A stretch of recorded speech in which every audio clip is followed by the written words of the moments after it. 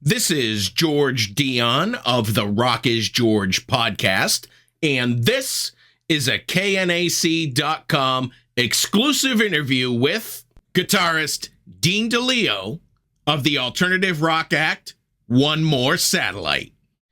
If I knew absolutely nothing about One More Satellite, how would you describe the music to me?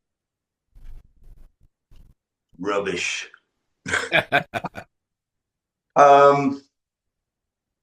Oh my goodness, George, you're asking me to describe myself, and that's not pretty, man. I agree. It's a tough position to put you in. Let's just put it this way: everything's in tune. Fair enough. It's in tune, it's in harmony, and it's a great collection of what I would call mellow to upbeat rock songs. I like the word harmony. Nice word. Now, your self-titled debut was released digitally on July 18th via Symphonic. Physical CDs and vinyl will be coming out on November 14th through Deko Entertainment. From what I understand, this album actually started as a Dean DeLeo instrumental project. How long had you been working on the material before sharing it with vocalist Peter Shoulder? It was stuff I've been working on over like the last year and a half or so, and I just was kind of going to pick up where the Trip the Witch record left off with my dear friend Tom Bukovac.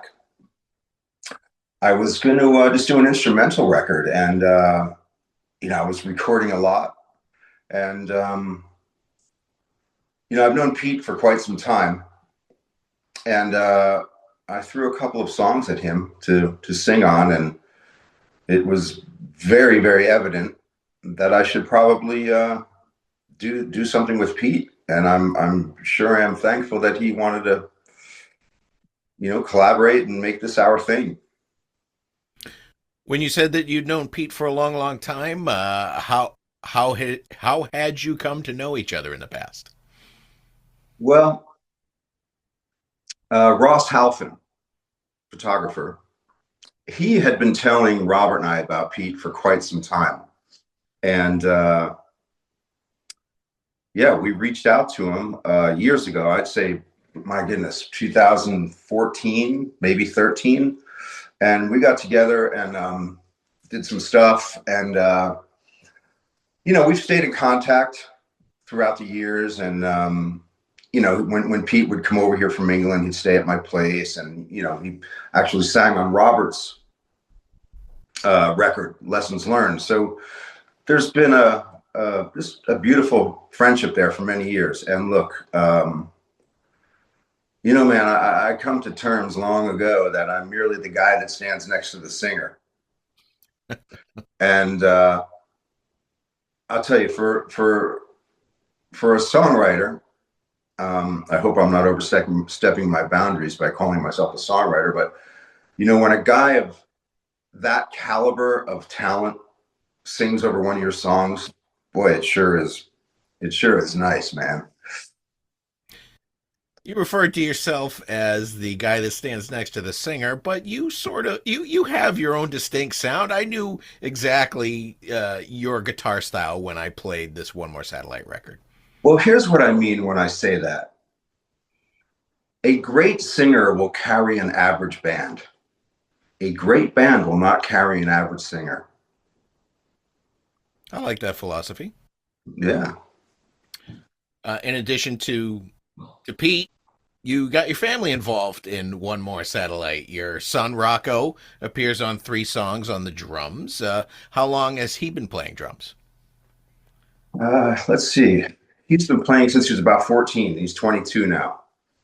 But Rocco's one of these guys that just plays everything. He plays guitar, keys, bass, drums. He composes, he sings. So he's one of those guys. Is he pursuing a career in music himself, or is it just a hobby? Well, I think he loves doing it. He actually plays in a couple different bands, and they gig out around town, around Los Angeles. And I think it's just, really, as it was for all of us in our early 20s. Just fun, man. It's just something that kind of picks us. Your daughter June also got involved. She does a little vocal on your call. Is she also a pursuing music in some way, shape, or form? Well, she's another one that's just so multi-talented. You know, she loves acting. That's really her thing. She loves acting. She's involved with a lot of different plays, the local playhouse in town here, um, and she loves music. She loves dance. She loves all forms of painting, drawing, sketching. She's really got that bug, man. Let's talk a little bit about the music on the album. You have a single out, or what you would call a single today, "Paper Over the Cracks." Tell me a little bit about how this song developed.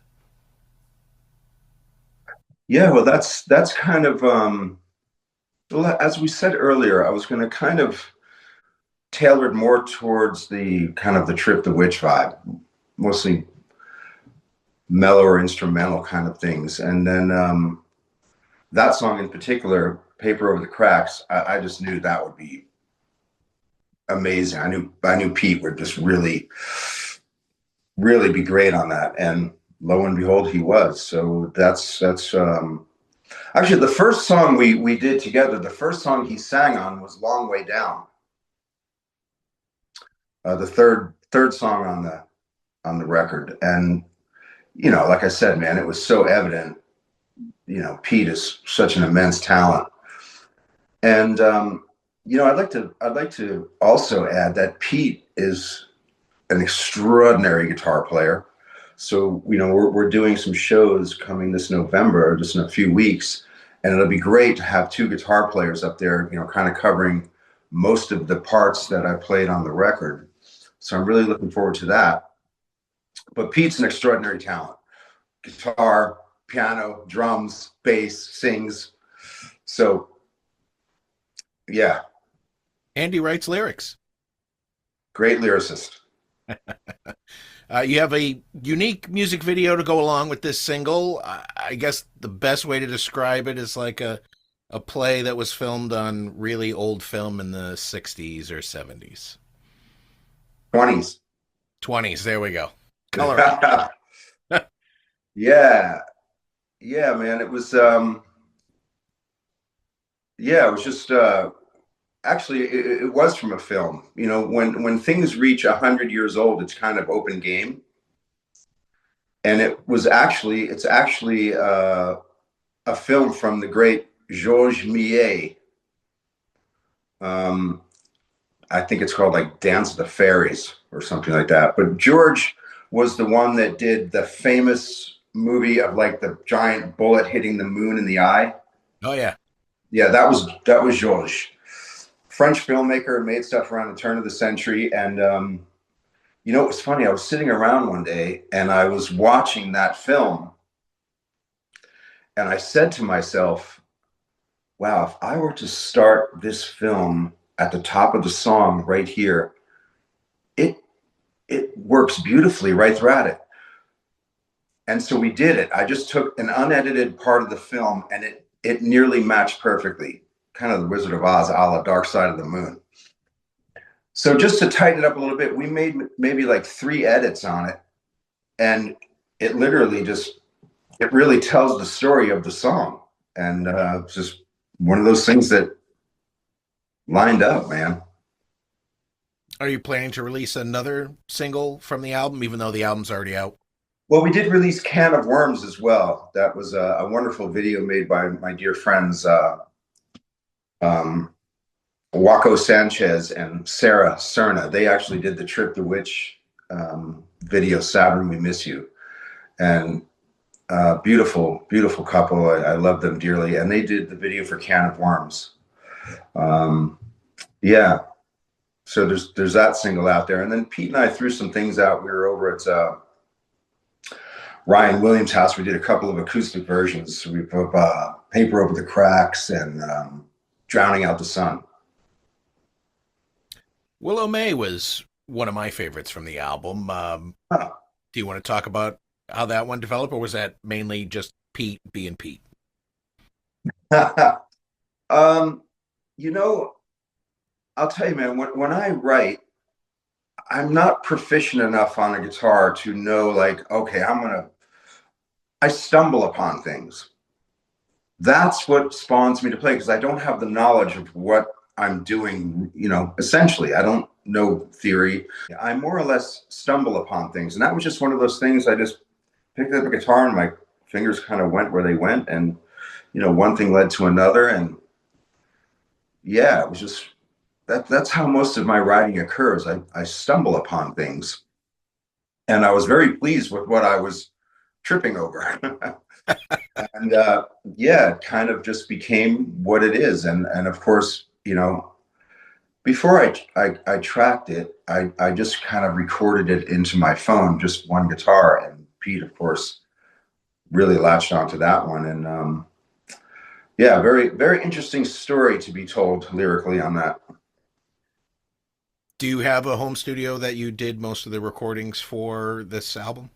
No, I work at Ryan Williams' place, which is close by. He's within an 8-minute drive, so it's wonderful. And then Pete has a studio at his place, so he can cut his vocals, and well, he cuts everything in there, for goodness sakes. He was playing me some stuff. He's working on a record of his own right now, and you got to think, he's in England, in northern England, a little village called Waldridge, and he's in a 300-year-old house with 18-inch block, stone walls.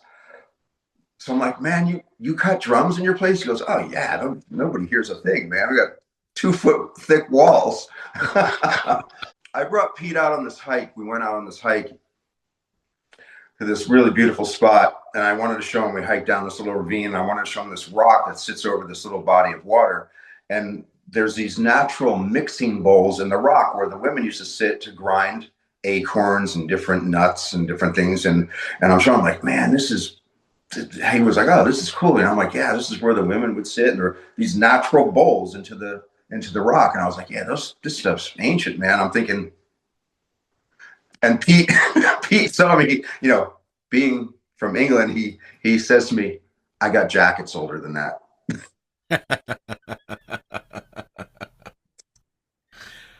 Was there something that caused the album to be released digitally first and then physical copies to be down the road? Was it securing a deal for the album? Was it just a production thing? Because now you got to get your music in very early to get a vinyl pressed. Yeah, I'll tell you what it really was. The artwork, the cover art was done by Erica Schiff. Amazing, talented woman. She's an extraordinary artist, and she did the cover art for that.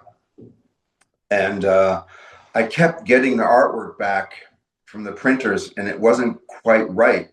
So that's what took the time. That's why the delay on the release was. But we tried the very best we could to release on time, but we got a little behind due to the artwork just not being the color that I really wanted.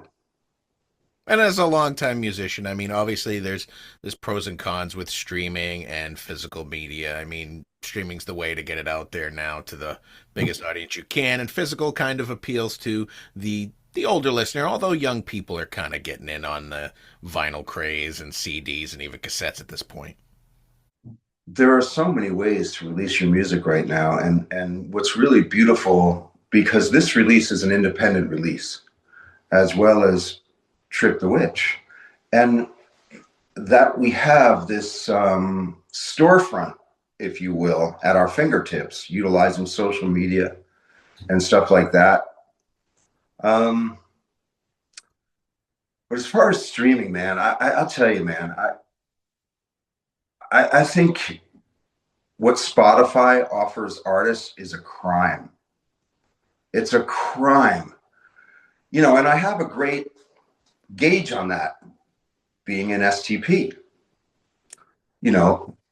I see, our number is very low compared to like Billie Eilish or Bad Bunny, who has 10 billion streams in a year. But STP has a few 100 million streams.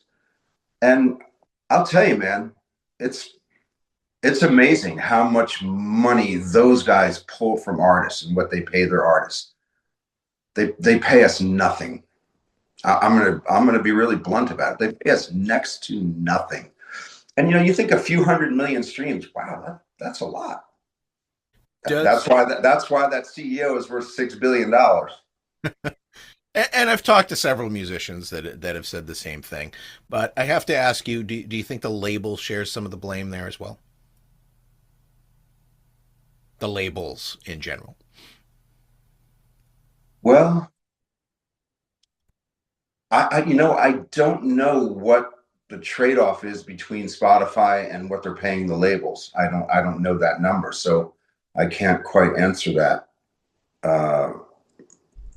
But I mean, if labels are profiting off it, then I suppose it would be some of their blame too. You mentioned that you're going to be taking one more satellite out on the road. A lot of these studio projects never make it out onto the road. You and Pete are going to do it this time. You got 3 dates out in California, LA, Pioneer Town, and Santa Ana. What can fans expect? What can fans expect at these shows? Well, we have the great Julia Lodge on bass. My dear friend Richie Kotzen said to me 9 months ago or so, maybe 10 months ago, he says, "Hey man, if you ever need a bass player, my wife is amazing." And I thought, why would I ever need a bass player? I'm affiliated with one of the greatest bass players on the planet, my brother. And lo and behold, I wanted to do some shows with this, and I thought, Julia, and she's just phenomenal. And we have the great Brian Tishy on drums. Another extraordinary talent. That guy's a great guitar player and amazing drummer. And Brian played on most of the record. So that will be the band: Brian, Julia, Pete, and myself. And we're going to try to do most of what we can from the record, the One More Satellite record, and we're gonna throw in a few of those things I've written many, many moons ago. So, do you mean Stone Temple Pilot stuff or stuff that you wrote? That's what I mean, George. That's what I mean. Have you had a chance to rehearse for these shows yet? Are you going to go in cold? Not yet. We haven't jumped into rehearsals yet. I think everybody is kind of off on their own, preparing for the first day of rehearsal, which will be November 10th. I think that's the first day of rehearsal. So I think everybody's at home chipping away at their parts. So when we get to rehearsal, as we like to put it, serving up some chowder. I like that term. Being from New England, I like that term. Yeah, man. Where are you at, George? I'm in Plymouth, Massachusetts. Oh, nice, man. Home of the Pilgrims. Yeah, I spent a lot of summers, growing up in New Jersey. My brother-in-law's brother had 120 acres up in Vermont, in Brattleboro, and man, it was just magical going up there as a kid, man. I vacation every Thanksgiving with the family. We rent a place up in West Brattleboro, actually. Stop! Yeah, Stop! Yeah. Oh my gosh, that's funny. Nice little small town. Massachusetts has their small towns, but something different about Vermont. Yeah, man, it's really incredible. So you have Thanksgivings in Brattleboro? Absolutely, yeah. Unbelievable. That's cool. Try to get those little family traditions that the kids remember before they get too old. My son's going to be 18 this year. Yeah, that's great, man. Have to do it. Absolutely. So I would imagine it's exciting, working on this new project, One More Satellite, much like I'm sure it was exciting in the early days of Stone Temple Pilots. But I would also think that it's a bit challenging and a little bit scary starting at the beginning again. How has it been? Look, the greatest payoff of doing any of this is to get what's going on in here to come out of the speakers. And when we can achieve that, for me, when I'm riding home after a day in the studio and I got my stereo on and listening to what went down that particular day, I am in such gratitude, man, on so many levels, that I've been blessed to be able to do that magic. Because think about that. You want to get what's going on in here to come out of the speakers. And man, I don't take it lightly. I ride home listening to my day's work, and I sometimes get teared up, and I just like am really, really grateful that I have this opportunity and ability to do that. It's really wonderful, man. So I think when that all kind of works out, the rest is just a bonus, you know. Do you see yourself booking more dates if these 3 dates go well? I would love to. I would love to. I would love to put the band on a bill opening. You know, there's some bands out there that I absolutely adore. They're not only extraordinary artists, but they're friends of mine. I would love to be out on the road with a lot of different bands. So we'll see if that opportunity arises. I think we would jump on it. But you know, because this is an independent release, you know, everything costs money, and to do these 3 shows, it's you know, it's a lot of bread to go to do these 3 shows. So, you know, if I could, you know, like I said, if we could jump on a tour and that opportunity arises, we would really dig that. This year is the 15th anniversary of Stone Temple Pilots' 6th studio album, self-titled Stone Temple Pilots. It was recently released by Rhino Records on red vinyl as part of their Rocktober campaign. How do you think the album has held up after 15 years? I like that record, man. I like that record a lot. Yeah, there's some nice stuff on there. I really I like that record. It was the follow up to Shangri-La-Di-Da, which was a really pleasing record on a listening level. You know, it was some terrain where, you know, where Robert and Scott went on Shangri-La-Di-Da, like heck, I don't even know the name of our own songs. But there's Hello, It's Late. There's a song off Shangri-La-Di-Da, Hello, It's Late, which, you know, Robert and Scott was just such a brilliant song. And then, you know, the next record being self-titled, The Great Shepherd Ferry allowed us to use that image on the front. That record was tough to make because we were working out of 2 different studios. Scott was in one studio and we were in another, so it was a challenge. But yeah, there's some beautiful stuff on that record. This was also the first time you and your brother were able to produce on your own as well, right? Yes. Yeah. And the label kind of fought you a little bit on that, right? You know, I don't recall. I don't think so. I don't remember.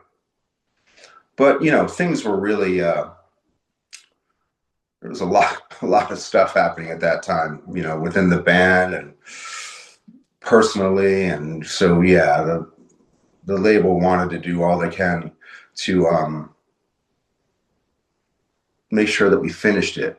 But we did have Don Was working with us on that record. So as I said earlier, we were working out of 2 studios. Don was with Scott at a studio, kind of helping Scott with vocals, and then Robert, Eric, and I were just kind of doing our own thing musically in another studio. So essentially there was a producer, which was Don Was. Are there plans to expand this album at some point, much like you did with Core and Purple and Tiny Music, adding live tracks, demos, and One more satellite record, or either? Well, sure. Do you have more material involved for One More Satellite? Sure. Speaking of One More Satellite, we have our next record probably 70 or 80% done already. Really? Yeah, finito. And as far as the self-titled STP record, we got something up our sleeve. So do you have anything up your sleeve for Stone Temple Pilots in the future? I I don't know, man. I mean, we've all kind of recently spoke about maybe getting in and doing some stuff, but everybody's so busy. Jeff's working on a record, Robert's working on a record. I'm pretty tied up in One More Satellite, and Eric's actually working on a record too with some dear friends. So yeah. Look, never say never. I mean, I think maybe there'll be a day where we get back and do our Tales from Topographic Oceans. So how did you settle on the name One More Satellite? I stole it. Really? I stole it. I'm a huge fan of Failure, the band. And Greg, Kelly, amazing band. And there's a record they released called The Heart is a Monster. And there's a song on there called The Counterfeit Sky. And there's a line from that song where Ken sings One More Satellite. Great song. Everybody should check that out. Really cool. And I thought that was such a great line, One More Satellite. And I immediately jumped around and searched it was taken. And lo and behold, it wasn't. And so many names have been taken. It's tough to find one today, right? Listen, man, I think that's probably the hardest thing to do is to come up with a band name. Just something that everyone not only agrees on, but something that isn't taken. It's really, really hard, man. All the names are taken by either bands or craft beer. Yeah. Are you working on any other music projects in your downtime, if you have downtime? Well, currently I'm just really chipping away at these One More Satellite songs. I'm just really chipping away at that. It's interesting because when I record that stuff, it's like a photograph. It's this particular moment in time, and I'm doing it, and some of it is spontaneous and some of it isn't. I've already sussed out in my head, and I do it, and I never play it again. I haven't touched these songs in a year and a half, so it's been a challenge to figure out like what that guy playing guitar even played. So it's like I have to relearn it, and that's what I've been doing. Well, Dean, those are all the questions I have for you today. One More Satellite is out now, streaming. Fantastic album. I enjoyed it. I'd love to see you live on the East Coast one day. CDs and vinyl are coming November 14th through Deko Entertainment. I'm sure you're taking pre-orders now. And I want to thank you for taking the time to speak with me about it today. And I also want to thank you for providing some great music through Stone Temple Pilots that set the soundtrack to my youth. Oh, man. Thank you, George. It's very sweet.